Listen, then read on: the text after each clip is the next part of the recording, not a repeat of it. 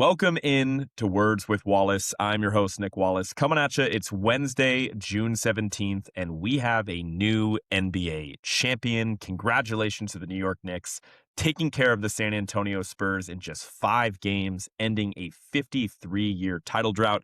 Still wrapping my mind around such a dominant run for the Knicks that honestly took me by surprise. I was wrong on this team basically every step of the way. So we're going to be covering the finals from all angles. I did double check. They did get the full-sized Larry O'Brien trophy. To my knowledge, they did not change it to a participation trophy. If you guys are not sure what I'm talking about, there was an all-time take this week. I'm not even going to say the guy's name. It was on ESPN, coming out and calling the Larry O'Brien trophy a participation trophy just days after New York the Knicks win their first title in 53 years was just all-time stuff, like Hall of Fame, bad take. I know that June and July are really like the peak bad sports takes. Like people are kind of freaking out. They're panicking because a lot of the major sports are coming to an end. Obviously, right now we have the World Cup in full swings to lighten that blow a little bit, but it didn't stop this guy from calling Larry O'Brien a participation trophy. Maybe I should just wait till next year to give the Knicks their flowers because it obviously doesn't mean anything unless they win 2 in a row. But I digress. I just wanted to get that one out of the way, explain the title a little bit. And on this podcast today, we are going to be breaking down Game 5. I know it's a little bit of old news getting this podcast out a little bit later than I hope, but I do think Game 5, just so we don't forget, going through some plays that stood out to me. Another really entertaining game, so we're going to talk about that. We're going to give my overall thoughts on the 2026 finals, give the Knicks their flowers, talk about what this means for individual players in the team, and namely Jalen Brunson and his legacy, where the Spurs go from here after a disappointing finish to the season. And then at the very end of this podcast, I'll give you guys some quick draft thoughts and some offseason storylines that I'm going to be paying attention to over the next couple of weeks. And hopefully you guys enjoy. So let's quickly detail exactly what took place in Game 5. And just like literally every other game in the NBA Finals, the Spurs go up 10 points in this game almost immediately. Wemby was dominant. He comes out the gates blazing. He actually has 5 blocks through the first 14 minutes of the game. He did not end up recording another block the rest of the game, but man, he was dominant really early in this one. The biggest lead of the entire game for the Spurs was stretched up to about 16 points halfway through the second quarter. Obviously, this game was in San Antonio, so the crowd was behind them. Still a lot of Knicks fans in the building, but they did have some juice in that moment. Felt like this game might actually buck the trend, and they were hoping to be able to pull away from this game a bit earlier, although no lead that the Spurs had was going to feel safe after what took place in Game 4. Now, in typical Knicks fashion, they did come back quite a bit, which caused the Spurs to enter halftime with just a 5-point lead. Dylan Harper, we're going to talk a lot about him. He was phenomenal in this game. He had 11 points in the first half. I would say that Wemby was solid, but not like offensively dominant. Even in the first half, he went into halftime with just 9 points and 9 rebounds. Brunson was phenomenal the entire game. That was probably the best sign for the Knicks going at half. He had 16 points in the first half. I want to say he knocked down his first 3 threes of the game. There was still a lot of Fox, a lot of De'Aaron Fox, even early in Game 5, and the threes were not falling. He was 1 for 5 from 3 at halftime, but that did not stop him from continuing to shoot the rest of the game. As we move on into the third quarter, Karl-Anthony Towns immediately picked up his 4th foul of the game. It was a big storyline. He didn't play a ton in the first half. He really wasn't doing much early on in this game, and then picks up his 4th foul on like a lob attempt to Wemby where he kind of pushes Wemby in midair. Now, with how physical this entire series was, I didn't love the call, but I agree. If a player's in the air, you really can't get away with any type of shove. I'll agree it was pretty light from Towns. It didn't look that aggressive, but it was enough to move Wemby when he was in the air. And it's just a type of stupid mistake where he really wasn't disrupting the lob all that much to begin with. And so just a bad foul from Karl-Anthony Towns in the situation that he was in, which basically forced the Knicks to go really small for a large stretch of the third quarter. Now, Mitchell Robinson played 6 minutes, but the other 5 minutes of that quarter, they went to a small ball lineup, and ultimately the Spurs really were not able to capitalize on it. I would say the next key moment of the third quarter was definitely the uncalled flagrant foul on Victor Wembanyama. That got a lot of attention, especially on social media. If you guys missed it, it was a pull-up 3 from Brunson, which, lost in all this, was just a ridiculous shot from Brunson, like coming down full speed, drills a pull-up 3-pointer right in Wemby's face, and of course, Wemby's foot does enter Brunson's landing zone. Brunson turns his ankle a little bit. It wasn't a complete ankle turn.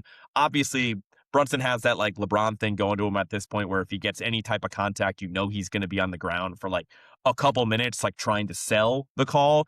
And unfortunately for Brunson, not only did they not call the foul, but because he was like laying down, it turned into a Spurs 3-pointer on the other end. I believe the Knicks called a timeout at that point, and Brunson runs over to Tyler Ford and is just in his ear, giving him hell. Now, my thoughts on that play specifically were like, yes, by the way that this play has been officiated all season long, that is a flagrant foul, and that would have caused Wemby to be suspended in game 6 because he accumulated 4 flagrant foul points. And so what that actually means is a flagrant 1 is 1 point, a flagrant 2 is 2 points. And if we go back and talk about where these points came from, 2 points were from the Naz Reid elbow from when Wemby hit Naz Reid right in the jaw. I mean, that was an awful, awful play. And Wemby was actually ejected for that game against Minnesota. That one, really tough to argue, is definitely deserving of 2 foul points. But the next 2 on Wemby, one of them was earlier in this NBA Finals where he hit Cat with like an unintentional elbow to the face. I get it. It was an elbow to the face, so it was a flagrant. And then this one, to my opinion, maybe I'm just a Wemby defender. I've been accused of that before, but I really did feel like it was unintentional by Wemby. Yes, it was a foul, but in my opinion, it just would have been really shitty to see Wemby get suspended for game 6 if that had happened. Now, the league would have had a real decision to make because they would have had to like review that after the game. They obviously called nothing in real time. So I would say it's like a 50-50 shot if the league was actually going to call that a flagrant foul, just given the stakes, right? Like it would have been a pretty bad look for Victor Wembanyama to sit out game 6 of the NBA Finals. That's shattering all sorts of like ratings records and all that stuff. But ultimately, as we know, the Knicks ended up winning this game, so it didn't end up being a controversy for the league. But almost wish it did. Would have made for great content to see how that played out. Now, there was another flagrant foul called later in the third quarter on Mitchell Robinson where he pushed Wemby. Again, it didn't really look great. Wemby's going full speed to the basket, and Mitchell Robinson extended his arms. Kind of a soft flagrant foul based on, again, how physical this series was, but there was a pretty similar play earlier in the game where De'Aaron Fox had a really stupid flagrant foul on Josh Hart that they called a flagrant. So you knew at this point the precedent had been set that that one had to be a flagrant, but you have to think that the Knicks fans are just losing their mind after they watch Brunson almost turn an ankle on an uncalled foul from Wemby. But again, I think the 2 flagrant fouls that they did call were called correctly. The Spurs actually extend the lead to 7 points heading into the fourth quarter. It was another great stretch from Dylan Harper, and still really nothing offensively from Castle or De'Aaron Fox in the game to this point. And then, of course, like every other game, the series gets really interesting as we enter the fourth quarter. The Spurs actually extend their lead to 10 with just 8 minutes left in the game. The lead is quickly cut back down to 6 after 4 straight Brunson points and a missed Wemby jumper. And then, honestly, one of my favorite plays of the entire series, I can't say my individual favorite play, that probably has to go to OG Anunoby to finish game 4, but my second favorite play of this entire NBA Finals comes with about 6.5 minutes left in the game. Brunson gets switched onto Wemby on the perimeter. I'm sure you guys have seen this before by now. He starts on the left side, does a couple hesitation moves. He does kind of get away with a little forearm shiver into Wemby, but I mean, he's basically my size going out there getting buckets on Victor Wembanyama, so you're going to have to allow it. Then he gets to his spot, and he ends up finishing on the right side over Victor Wembanyama, which cuts the lead down to 4. I mean, the slow motion cut up of that move is just ridiculous. It's just takes so much skill, and I am pretty shocked. I think it does kind of highlight the fatigue problem that Wemby had during the series, that he wasn't able to take that contact from Brunson, and he still should have been able to recover at the rim to pin that against the glass if you're Victor Wembanyama, but he didn't, and at that point, the Knicks fans in the building were very much alive. Now, Towns does check back into the game at this point and then immediately picks up a 5th foul for basically pushing Wemby into Josh Hart. And I really hated this call, to be totally honest with you. I felt like in the moment it should have been a no call because the contact across the board was marginal. And initially they called the foul on Victor Wembanyama. Of course, Mitch Johnson challenged it, and then they overturned it to put the foul on Cat.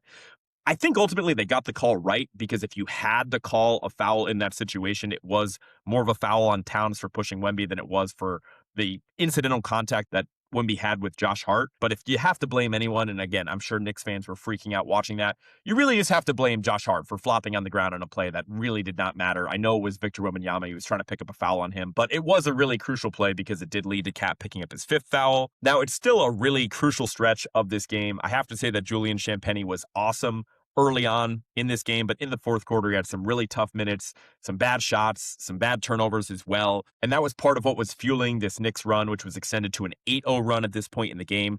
There was a really unique moment where Mitch Johnson actually pulls Victor Wembanyama with 5 minutes and 18 seconds left in the game, where the Knicks are again in the midst of this 8-0 run. The Spurs lead has been cut to 2 points at this point, and then you reach for Luke Cornett, which again just highlights his fatigue problem with Wemby. And the next possession right after that is another Fox isolation jumper where Dylan Harper is just parked in the corner. Immediately on the other end, Brunson gets the ball back, has another tough layup to actually tie the game, so the Knicks are in a 10-0 run at this point. Then Mitch Johnson actually puts Wemby right back into the game. Brunson's on an absolute heater. I think the next most relevant play comes with 3 minutes and 40 seconds left in the game, where he actually draws a foul on a three-point attempt on Devin Vassell, and he's on such a heater where he actually just chucks up a moonball once he gets Vassell in the air on the pump fake. He takes the contact, and somehow it almost dropped. If that had become a 4-point play, they should have just called the game there. I mean, you could already tell where this was headed. The Spurs have no momentum. Brunson's red hot. I think he only made 2 of the 3 free throws, but still another incredible play from Brunson. There's a play shortly after that where Wemby actually falls asleep on defense, which leads to an OG Anunoby dunk, which was really a goaltend because Devin Vassell recovered really late and punched the ball through the rim after it already went in. Wemby does sort of make up for it. He comes back on the other end, gets the ball in the post against Karl-Anthony Towns, and ends up fouling him out on an up fake. This one was another tough call. I'm not going to lie. I do think in a vacuum, the last 3 fouls of the game for Karl-Anthony Towns were all fouls, but they did all 3 feel like admittedly soft whistles in the moment. He does kind of jump at Wemby's pump fake, and Wemby takes a contact and kind of topples over. And it didn't even really look like Wemby sold it that much because he was just so exhausting. I think a slight breeze would have blown him over at that point, but it just wasn't a great look for Karl-Anthony Towns in that moment to bite on the up fake, and it was a pretty unfortunate call that ultimately fouled him out of the game. Now, Wemby does just go 1 of 2 from the line, but it does force the Knicks to turn to Mitchell Robinson for the remainder of the game. The game is still super close. The Spurs are showing signs of life, and really it's all coming from Dylan Harper. He has a really sick turnaround bucket with 1 minute and 15 seconds left that actually ties up the game. And before you can blink, Brunson comes down as a tough floater where Castle just extends too far defensively. Brunson blows right by him, gets in the lane. Really easy shot for him at that stage of the game. And honestly, that play as well, that last Brunson floater was another mistake by Victor Wembanyama.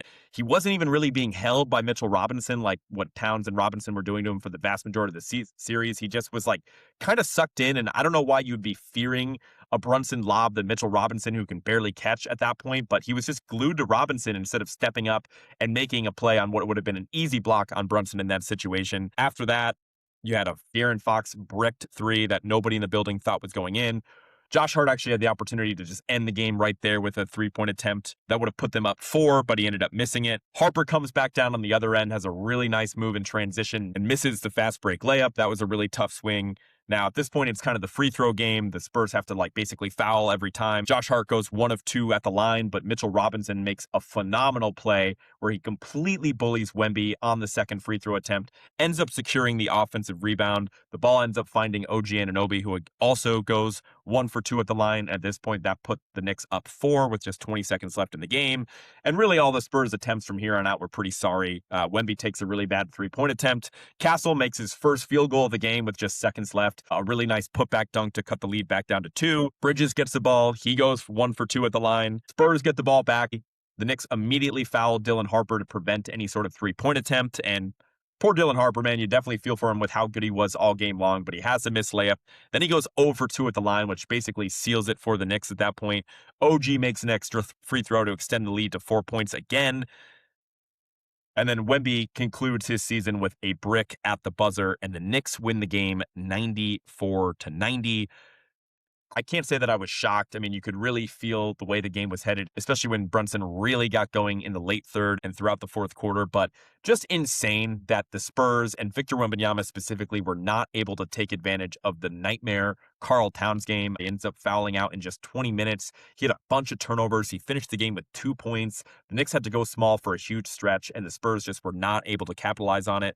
It was, of course, another game where De'Aaron Fox was disastrous down the stretch, and Wemby looked completely gassed.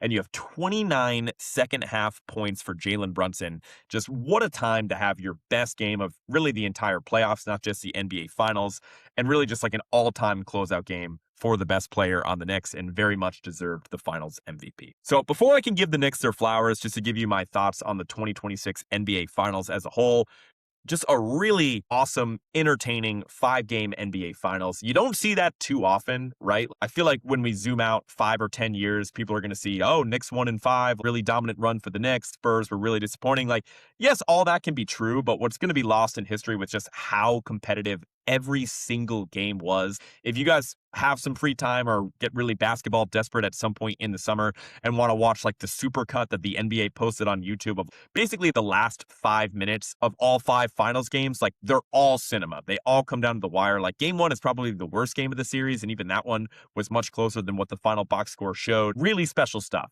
So even though it was a 5-game series and I was very disappointed that it wasn't extended to at least 6 or 7 games like I was saying on the last podcast, and was also disappointed that the Spurs didn't come out on top, I was really entertained. I'm really happy with the product that we got. I would actually argue it might have even been a better finals than last year, even though last year went 7 games. Like, obviously, the first couple games of the series were awesome. You had some really dramatic Pacers comeback, but game 7 was just such a letdown with that Halliburton injury. So I will say that this is probably the best finals we've had competition-wise since like 2021, I would say.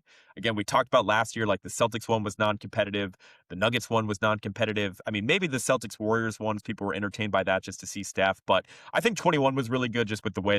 Now, I still think that the Spurs were the more talented team. Like, I don't feel like a complete moron for having a lot of confidence that the Spurs were going to be able to take care of business in this series. Like, I even thought that they would be able to make it a more interesting series after the meltdown in game 4. But even at halftime of game 5, you could just kind of feel it. The Knicks just had this like inevitability about the way that they were playing basketball, especially with Brunson was really locked in. Like, I felt like the Spurs' only hope is that if Brunson just somehow had an off night and he had the exact opposite. And even though the Spurs were more talented, the Knicks absolutely deserved to win this series. They were the better team in this series. They had something special about them in these late game moments. And again, just all-time stuff from Brunson. Was easily the best player in the series. And my opinion of Jalen Brunson really changed. We're going to talk more about that in a second.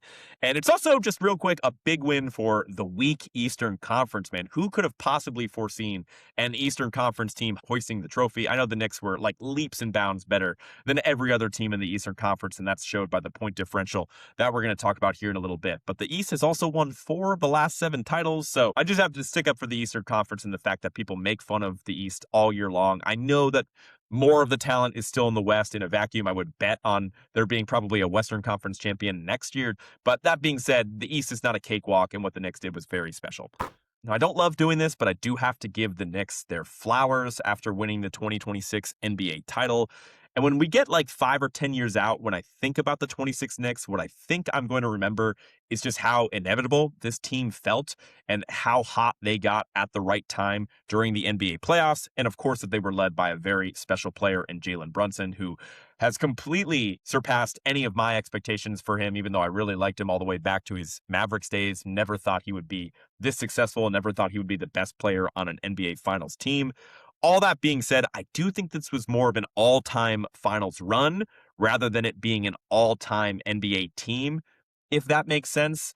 And the Knicks are getting a lot of praise over the past week, and they deserve every ounce of that. They also are getting a lot of hate, which a lot of that is misplaced, like what we talked about at the top of the podcast with the participation trophy. But the reason that they're getting a lot of praise is not just because they won the title, but because of the fashion in which they won games. They actually have the highest point differential in NBA playoffs history. They are plus 283 points over this playoff run, which is 53 more than the second place team, which was actually the 17 Warriors, which, gun to my head, that was the best basketball team I've ever seen play, certainly in my lifetime. They also have the second highest net rating in NBA playoff history, behind only the 1955 Lakers. I mean, shout out George Mikan. Awesome drill, and the Minneapolis Lakers. Again, Minneapolis Lakers, not Los Angeles Lakers, but it was a net rating of 15.5 for the Knicks. I'm not a big net rating guy, so I don't really know how to interpret those numbers, but that's pretty damn high. Those are some really great stats, and if you look at the rest of the teams that are the top of the point differential and net ratings list, like they all check out. It's like the 1991 and 96 Bulls and the Warriors teams and the '01 Lakers. Like, these stats generally do a really good job of indicating the best teams ever. But I can't quite get that far with the Knicks. I do think that that point differential specifically comes from the slate of opponents that they faced leading into the NBA Finals, like, wasn't the most challenging. I'm not going to say that things would have gone differently had they faced like the Celtics or the Pistons in the playoffs, but I do think those teams would have given them a bit more fight than, say, like a Cleveland or the Philly team that they ended up facing in round 2. you can only play the teams that are put in front of you. You can't control that. And the Knicks were as dominant as what we've ever seen leading into the NBA Finals. And then the point differential in the NBA Finals itself wasn't all that big, right? They were probably up like 20, maybe 30 points throughout the NBA Finals. The other 250 points that they were up was all coming out of those Eastern Conference opponents. And I think that's inflating the stats a little bit because at the end of the day, phenomenal team, absolutely deserved to win.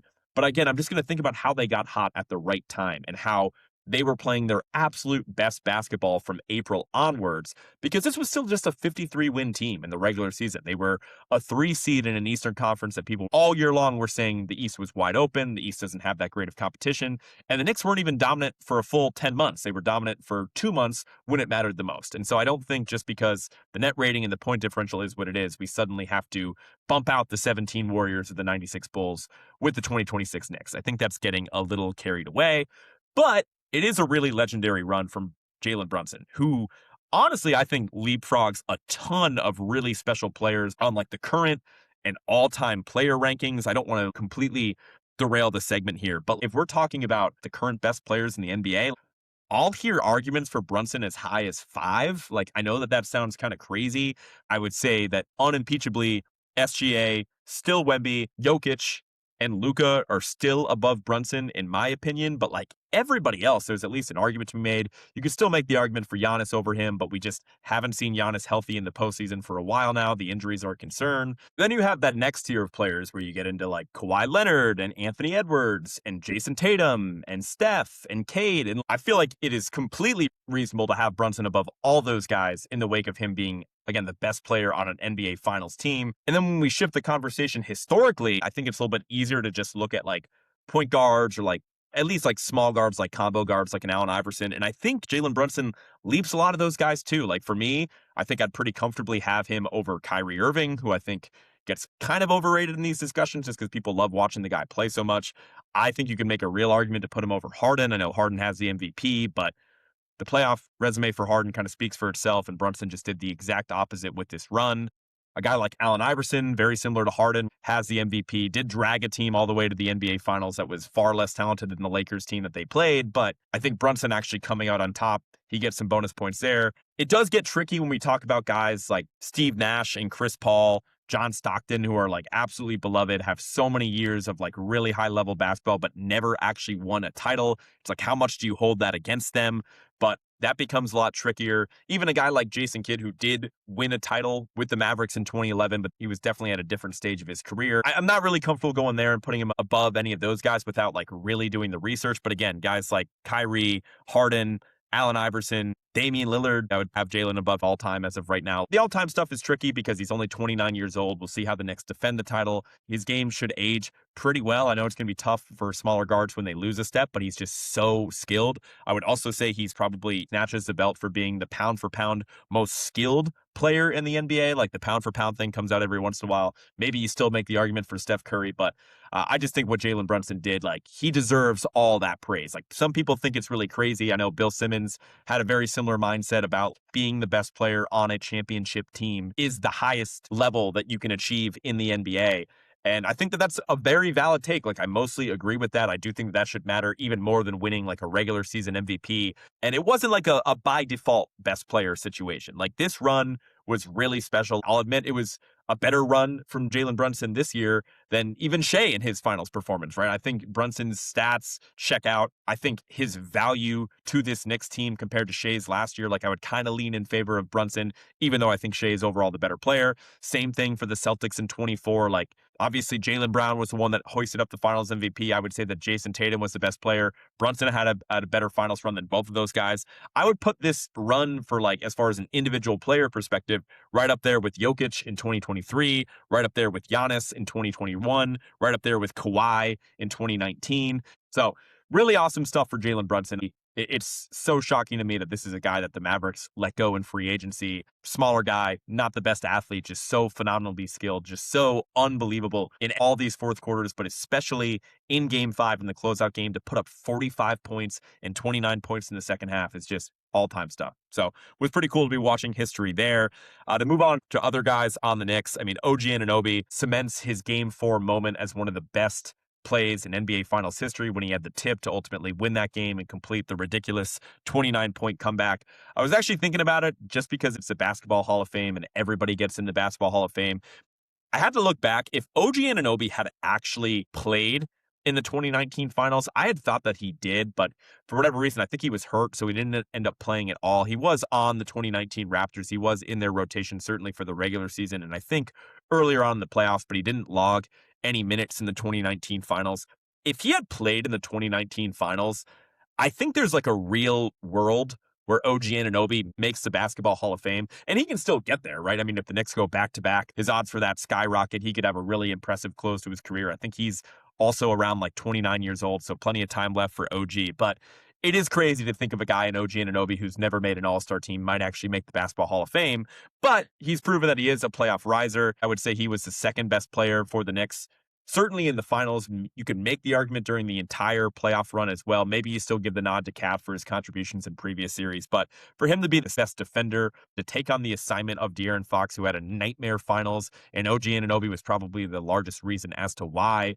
And obviously his scoring, his shooting, his efficiency, and the tip in Game 4 to top it all off, just really special stuff out of him. Bridges and Hart in the NBA Finals, they did regress a little bit compared to how well they were performing in the previous playoff rounds, but they each had their moments. They each had two really good games apiece in the NBA Finals, so you can't bash those guys too much. Obviously, they're champions. I did really enjoy Bridges being absolutely plastered on Instagram Live in like the middle of the day on Monday. Even if it's guys that I don't particularly like watching guys celebrate after any sort of pro sports championship is like really satisfying to me.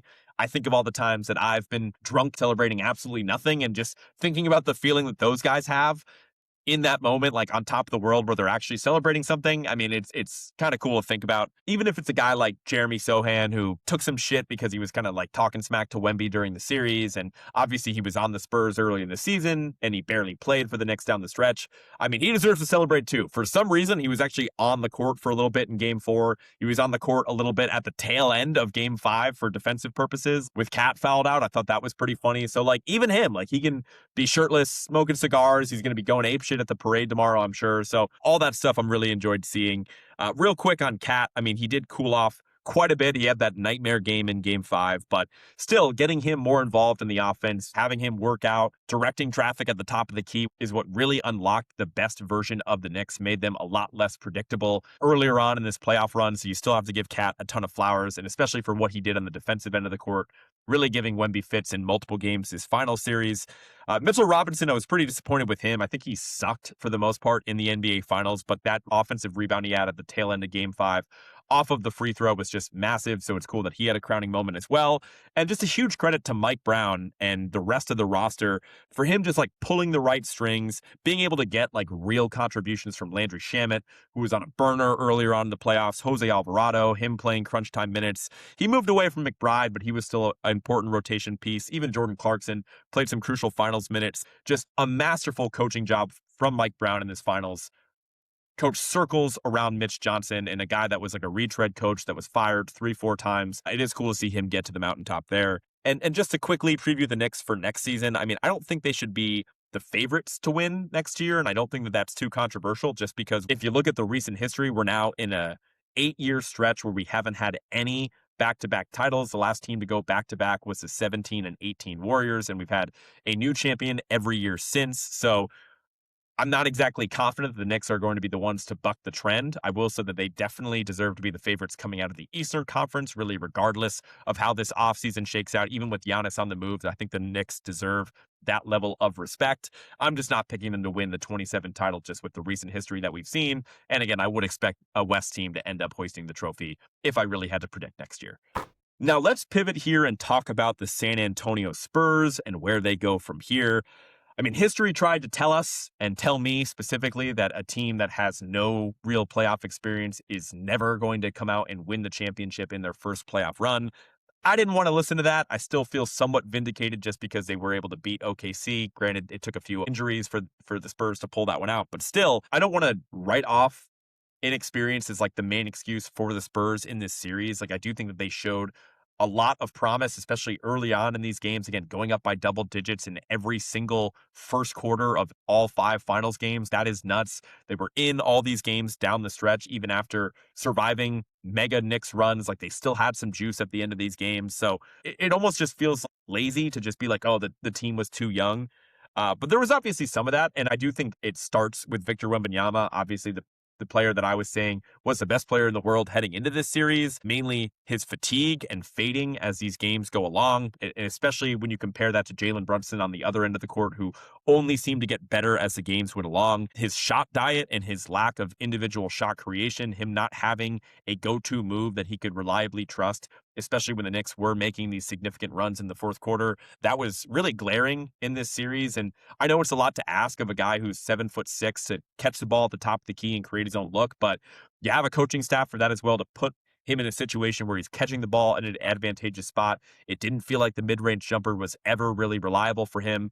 It can be that. It can be a jump hook. It can be a spin move. It can be a floater. Whatever it is for Victor Wembanyama, it has to be something, and there was really nothing in this series that he had to turn to. Also, his reliance on the jump shot became a pretty big problem. Like he just would go to it more when you could tell he didn't have the energy to create a shot closer to the basket, and he just simply wasn't efficient enough. He wasn't efficient enough in the mid-range. He wasn't efficient enough from three to warrant all the threes that he was taking. Now, I will defend him on like the dirty player narrative that's going around for Wemby right now. Like a lot of time left in the career for him to actually take that path and be somebody that becomes a dirty player. I don't think he was that. If you see the cut up of the flagrant fouls he had, right, like the one where he elbows Cat, the one that was uncalled in game 5, where it does look like for a second Wemby looks down as Jalen Brunson's coming down on his foot, but that's only in like mega slow-mo where it looks like he's looking down. Like you got to understand how quickly this play is happening in real time. And also think if you're Victor Wembanyama, you're also worried about spraining your own ankle more so than anything else. So I don't think that either of those plays were dirty. The Nas Reed stuff was pretty bad. And obviously the play earlier on in the NBA Finals where he chucked Brunson down after getting frustrated, like that one was a bad look. That was another uncalled flagrant foul. So I understand why Knicks fans are just like bitching on Twitter relentlessly about this guy, but I think in a vacuum, you would still much rather see some juice out of Wemby and for him making some questionable plays like that. And you'd much rather see him get labeled as a dirty player rather than him being labeled as like a soft Euro, like what Dirk had to deal with after he lost in the NBA Finals. So I think ultimately it's probably good if you're a Spurs fan that Wemby has that side of him where he is so competitive that he's not afraid to throw an elbow. And especially because he's just getting the ever living shit kicked out of him by dudes that are just maybe not taller, but bigger and stronger than him, like Isaiah Hartenstein and Karl Anthony Towns and Mitchell Robinson, just holding him off the ball, shoving him on lob attempts. Like you're going to lose patience at that point. So I will defend him on that front, but this was a really disappointing NBA Finals for Wemby, way below the standard of what I thought. The final numbers for him are pretty great. Like I think he was like 13 rebounds a game and 26 points, and that's all great, but you didn't feel him down the stretch in really any of these games, especially on the offensive end, and even the defense waned as the game went along. Ultimately, he's going to be fine. And when you zoom out on this Spurs team, it's insane that they made it to the NBA Finals in just year 3 of Wemby's career after never making the NBA playoffs before that. But I will say I probably jumped the gun a little bit on the best player in the world belt. I felt like he earned it when he outplayed Shea in the Western Conference Finals. But at this time, I almost feel like it's just kind of up for grabs, which is maybe cheating a little bit that I don't want to pick a side right now. But I felt like Wemby snatched it away from Shea. I'm not ready to just give it to Brunson because he beat Wemby in the NBA Finals. I don't think it should necessarily work like that. But at this time, I'll hear arguments for Jokic being the best in the world, Wemby being the best in the world, Shea being best players in the world. We're just in a really good time in basketball, and there's a lot of talent at the top of the NBA right now. And I will say, if the Spurs want to fix this issue with Wemby moving forward, like maybe you can look at the fact that they kept him in bubble wrap all year during the regular season. I would still defend that approach a little bit, but I'll at least hear the argument that, hey, part of the reason he couldn't hold up for 40 minutes in the playoffs is because he was regularly coming off the bench for stretches of the regular season, only playing 25 minutes a game for large stretches of the regular season. He was not properly prepared to take on that type of playoff workload. So it'll be interesting to see if the Spurs adjust that next year. I mean, certainly when they have the opportunity to play the Knicks in the regular season and the Thunder in the regular season, I think they'll end up playing Wemby a lot in those games and use them as like trial runs for the playoffs. But it'll be interesting to see if the Spurs adjust that minute strategy. And then Wemby has to get in the lab himself, get a little stronger, add a little bit more to his offensive game, and work on that conditioning so he's not fading at the end of these fourth quarters. Now, even though Wemby was disappointing and a lot of this falls at his feet, I would say the most disappointing player for the San Antonio Spurs, make no mistake about it, was De'Aaron Fox. I mean, he closed out game 5 with 7 points on 3 of 15 shooting. The ball repeatedly found his hands down the stretch in all these games, settled for a lot of jumpers with OG Anunoby covering him. And I'll admit, I mean, some of the shots, they were good shots. They were shots that De'Aaron Fox has hit throughout his entire career, but they just weren't falling. Like even the ones that looked like good shots coming off his hand would find a way to like rattle out, and they were just backbreaking for the Spurs. And maybe he should have been more passive. Maybe he should have found a way to either knock those shots down or just defer a little bit more in those moments, get the ball to Victor Wembanyama, get the ball to Dylan Harper. But at some point, Mitch Johnson, I know that he had to back his guy and he defended him in the press conference before game 5 and after game 5. He's been in Fox's corner, and that's probably what you want to see from your coach. But at some point, the blame has to be shifted to the coach as well for just repeatedly putting Fox in that situation. Like he's coming off a pretty significant ankle injury that's normally like a 6-week recovery timeline. He has to come back after like a week and a half. He's clearly being overtaxed at the end of these games. He's being blanketed by the other team's best defender. And at some point, you just have to find the way to get the ball out of his hands, put the ball in the control of Stephon Castle, Dylan Harper, Victor Wembanyama, anything. And it felt like Mitch Johnson was just way too stubborn in this final series. And that's the main reason that he had circles coached around him by Mike Brown and the Knicks. Now, Fox's massive contract kicks in next season, and his trade value has just fallen off a cliff. Obviously, every single team, every single GM is going to be very closely watching the NBA Finals and saw what just happened. Maybe a little bit of that poor play can be excused because of the injury that we just talked about, but it is increasingly looking like one of those contracts where you are going to have to probably attach an asset just to move off of him right now, because there are a lot of good guards in the NBA and a lot of the teams that are competitive that would be willing to take on a point guard that's approaching 30 years old, that maybe his best years are already behind him. Like all those teams that are in a position where they're trying to win now probably already have a better option at that position. So I feel like the window where I was like kind of open to them moving Fox, but I would say maybe don't do it if you have to attach an asset to get rid of him. I definitely think the Spurs are in that zone where, again, not saying that they have to trade him, but if they do, they are going to have to attach maybe a draft pick, maybe another desirable young asset along with De'Aaron Fox to get the other team to sign off from that. And that puts them in a tough spot.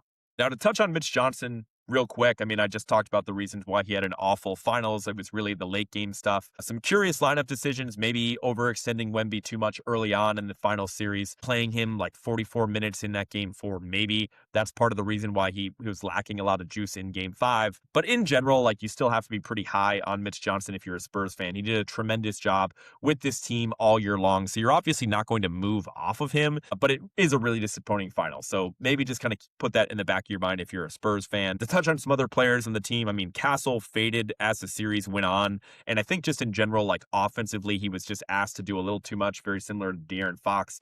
At least the turnover problem seemed to be mostly in control for Castle later on in the series, but he had a nightmare game 5 where he just couldn't buy a bucket. I'm not going to be too critical of Castle, though. I think he did, in general, play really great defense on Jalen Brunson for the most part, despite how much success Brunson had in this series. And ultimately, I think he was really consistent with the exception of game 5. Like, you know what he's going to bring. I think his physicality on both ends of the court is a really nice complement to the other core pieces that the Spurs have in place. You feel terrible for Dylan Harper with how he closed game 5 with the layup and the missed free throws like we talked about, but he was a monster in game 5. He was arguably the Spurs' best player in that game. He continued to raise his level of play throughout the NBA playoffs. And again, there's just no ceiling for this guy. And that kind of comes back to the Fox decision where regardless whether you move De'Aaron Fox, whether you hold him, Dylan Harper is the team's starting point guard next season, bar none. I mean, maybe you can have him share the backcourt with De'Aaron Fox and you push Castle over to the 3, because I think Stephon Castle can hold up on both ends playing the 3. But the alternative is having De'Aaron Fox come off the bench, because no matter what, Dylan Harper is a starter next season. He's a guy that needs to play 30-plus minutes a game every single night, no matter what. And I think there's a real ceiling where he can be the best guard in the NBA before the end of his career, which is just insane that if you look at the 5-year timeline of the San Antonio Spurs, that they, in all likelihood, will have the best player in the world at some point, if not already. And then you're going to pair that with one of the best guards in the NBA, and they're on an identical timeline. I mean, that's just wild stuff. Real quick, I mean, you love what Devin Vassell and Champagny did for this team throughout the playoff run. They're on great contracts. They're both under contract for next season, so you'd be very happy to keep these guys around. I mean, Cornette, he absolutely sucked in this series. He was awful in game five. Maybe you give him a crumb of an excuse because I guess he was questionable for game five with an illness or whatever, but he just like couldn't even catch the ball. Whatever ability he had as a rim protector with the Boston Celtics has just been completely zapped from his body. I don't know if he fell off the age cliff or what, but maybe he's like a serviceable big in the regular season for the Spurs next year. They're going to be stuck with him because he's under contract, but he's clearly lost a step. And I have no confidence that Luke Cornette is going to be a playable asset in really any series in the playoffs next year. So maybe that's something that the Spurs will need to address. Maybe it's in-house with more Carter Bryant, who showed a lot of promise, but the Cornette stuff was a disaster for the Spurs. Now, the Spurs in general, like we just talked about, will be fine. You'd probably still take the Spurs for the next 5 years over every other NBA team in a heartbeat besides maybe the Thunder. I personally would probably lead with the Spurs just because I think the ceiling of Wemby and Harper specifically is just ridiculous. And they should have a little bit of wiggle room. I know that massive Fox contract is kicking in next season, but Kelly Olynyk and Harrison Barnes were both making real money. And I know vets are important, but you're still going to have some like minimum guys or maybe even re-sign those guys for minimums if they're that important to the locker room. But they will no longer be making real money on the books. So maybe the Spurs can find a way to do something once those cap holds are lifted this offseason. So that's going to do it for the talk on this NBA Finals, the Knicks, the Spurs. I think we had a really awesome product. And as we look ahead to the rest of the NBA calendar, we are less than a week away from the NBA draft. I can't believe that the draft is actually going to be on Tuesday. For decades before this, the draft was always on a Thursday. Then last year, they decided to make the second round televised on its own day. So they had this draft start on Wednesday and then round 2 on Thursday, which was really awkward. Now they're doing round 1 on Tuesday, round 2 on Wednesday. I hate it. I really like the draft. It's like the kickoff to my weekend. It's something I look forward to every year. I just feel like we're losing recipes with the Tuesday draft, with the 2-day draft. I don't love it, but I am very excited for it. This draft class is supposed to be loaded. There's ambiguity even starting with the number 1 overall pick. Like, you think Washington's going to go with the Bansa, but if they went with Peterson or a Boozer, it wouldn't even be that surprising. So I think this draft is going to get really exciting for how the top 4 shakes out. Everything that takes place from pick number 5 onward. I think we're going to see a lot of trades as well. Going to be really exciting. Now, I don't watch a ton of college basketball, so I don't have a ton of steaming hot draft takes for you guys, but I am definitely looking forward to Tuesday. The other major storyline is definitely surrounding Giannis, like we all expected. Thought the Bucks should have just got this over with and moved the guy at the deadline, but instead we're on like the second straight year of Giannis talk in the offseason. It's ridiculous. Now, as a Celtics fan, I'm not going to lie to you. I am talking myself into a Jalen Brown for Giannis trade. I think I'm there with it, which is a complete 180 from where I was at during the regular season. I just felt like Giannis, with the injury risk, the career year that Jalen Brown had, just questions about how Giannis is going to age because he is so physical, because he is a big man, because he's in year 14, because he's had these multiple calf strains in a row. Like, there are some serious red flags, but I think what I learned from the Celtics in this playoffs is that we are a lot farther away from being a contender than what I thought after watching last regular season. So if we are going to make a swing, we might as well make a swing to win now, because I think the Spurs are only going to get better. The Thunder are only going to get better. At this point, you might as well just take advantage of the window that we have in front of us. And I think for the next 2 years, at the very least, Giannis is going to be significantly better than Jalen Brown, and Giannis is going to give the Celtics a better chance to ultimately win the title. So I'm kind of there for it. I think it would end up being a deal where Jalen Brown doesn't necessarily go back to the Bucks. There would probably have to be a third team to take on Jalen Brown. Maybe it's the Hawks, maybe it's the Blazers. They both control some of the Bucks' future picks, so they would be able to take on a Jalen Brown and then send the Bucks a package of assets equivalent to a Giannis or Jalen Brown, and then Giannis would come to the Celtics. We definitely know that Giannis wants to stay on the East because I guess it's a little bit closer to Greece, and he definitely prioritizes getting back to his family frequently, and it sounds like right now the front runners are Boston and Miami. I think if Giannis prefers Miami to Boston, that's insane because Miami is going to have to basically gut their entire team outside of Bam Adebayo just to acquire Giannis. And at that point, what are the Heat really doing? Like, are they even in a better situation next year with Giannis?